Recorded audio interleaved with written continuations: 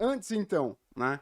600 bi sob gestão. Mas quantas pessoas lá na equipe para ajudar a fazer gestão de tudo isso? É um time grande, né? Como vocês podem imaginar, são 600 bi em diversas estratégias, em diversos produtos, né? A Bradesco atende vários tipos de clientes e então a gente tem uma equipe dedicada para cada segmento, tanto na parte comercial quanto na parte de produtos. E aí tem a equipe de análise específica, a equipe de gestão específica, dá mais de 200 pessoas focadas no dia a dia da gestão. Legal, boa. Então você acha aí que você sozinho ou sozinha vai conseguir cobrir ações, né?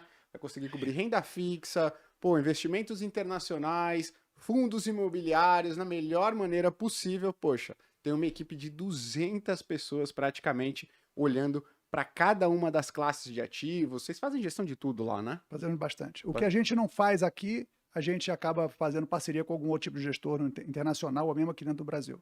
E aí, só para tirar uma dúvida, Felipe, eu imagino que o pessoal de casa que não é tão conhecedor assim do mercado financeiro pode pensar: esse dinheiro é de quem? Esse dinheiro é do Bradesco? Esse dinheiro são de cotistas? De onde vem os 600 bi que estão na Bradesco Então, Asset? a gente faz gestão de dinheiro de cotistas, de Aham, clientes do Bradesco, aham. tanto de clientes de fundos de investimento quanto de fundos de previdência. Então, mais ou menos aí, pode dizer, uns 40% é previdência, o restante são clientes, que vão desde pessoa física, private, clientes, né, de chama de clientes private, né, Uhum. empresas, instituições, fundos de pensão, e, enfim, um grupo bastante amplo, né? Tem pessoas que de fato estão iniciando o seu processo. O Bradesco é um banco que está, né, tradicionalmente aí se desenvolveu no varejo, então tem uma parte importante dos nossos clientes que são ainda pouco investidores, alguns são só devedores. Então a gente tem todo esse espectro aí do pessoal que está começando até aquelas grandes corporações, até investidores estrangeiros também que operam em termos de bilhões, É né? legal você falar isso do fundo de pensão, porque criou-se esse mito no mercado de que se o mercado está caindo, se está subindo, tanto faz como tanto fez, porque não afeta as pessoas. Se afeta os fundos de pensão, né, acaba afetando Uhum. também o resultado da aposentadoria das pessoas, Sim. enfim, uma série de coisas que tem um impacto direto no bolso de quem está em casa ouvindo ou quem está vendo todas essas notícias saindo. Perfeito. Engraçado aqui que teve uma pessoa que falou assim: ah, então esse é o tal mercado, né? Porque todo mundo quer, tá O falando, senhor o mercado. senhor mercado, nós estamos aqui o senhor mercado? Não, né? O Felipe faz aí, tá numa equipe, né? Tem uma equipe de 200 pessoas tomando conta ali de quase 600 bi sobre gestão. Agora, Felipe, entrando um pouquinho mais em cenário de mercado, você tá com mais alguma dúvida? Quer Não, perguntar não, aqui pra mim. quer que ele te ensine alguma posição e tal? Tá Não. A tranquilo? Não? gente pode fazer um treino depois. Ah, então tá bom. Boa.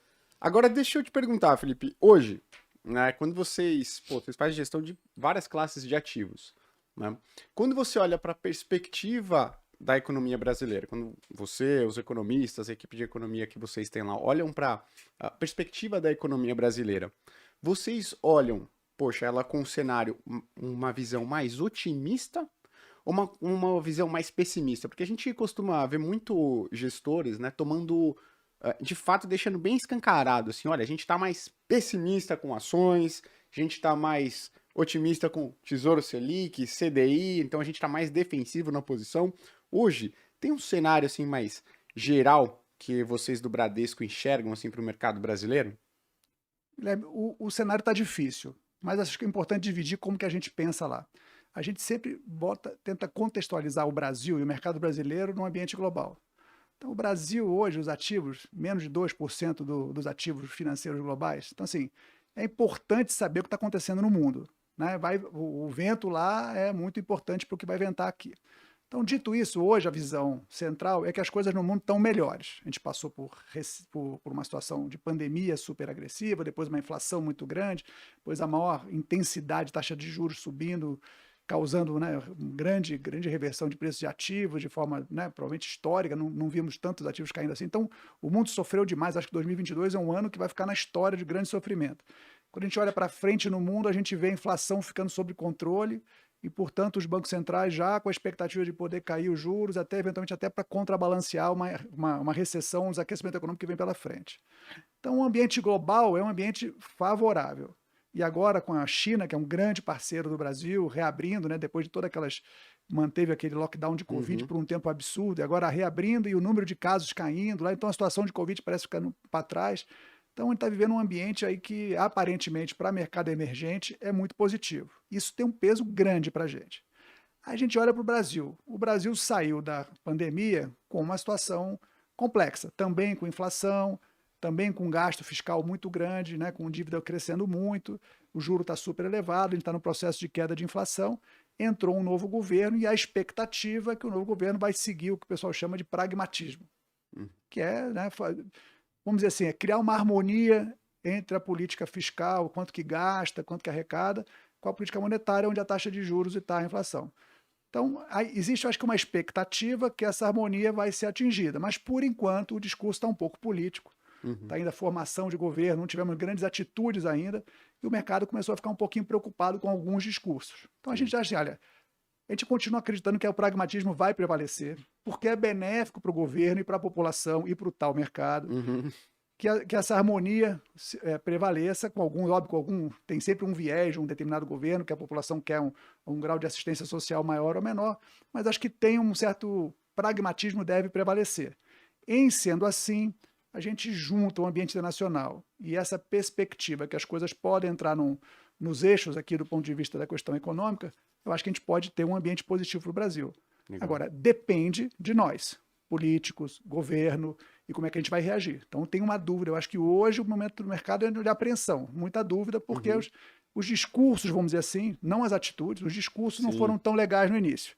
Vamos ver como é que vão ser as atitudes. Se as atitudes forem mais adequadas, acho que o mercado tem um espaço para melhorar. Se as atitudes forem ruins, aí o reflexo deve ser também ruim. É legal que você pontuou, porque às vezes as pessoas pensam o seguinte, nossa, que bagunça no início de governo e tudo mais. Mas se a gente for lembrar, né, quando o governo anterior assumiu, não sei se você lembra, mas na época, né, o governo antes do anterior, né, do Temer, ele estava com uma proposta de reforma da Previdência.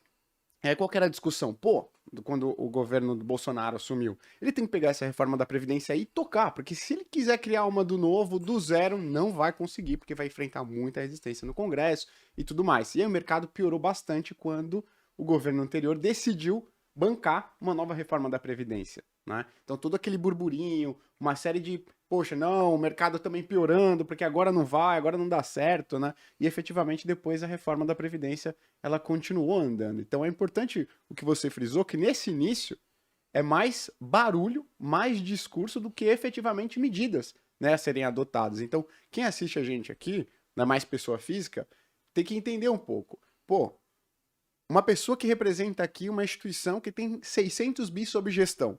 Tá falando que isso que a gente tá vendo aqui no começo agora é mais ruído do que efetivamente, né, pô, medidas que foram adotadas. Então tem que ter calma nesse momento. Tem gente que já tá saindo comprando dólar aí na carteira inteira, né?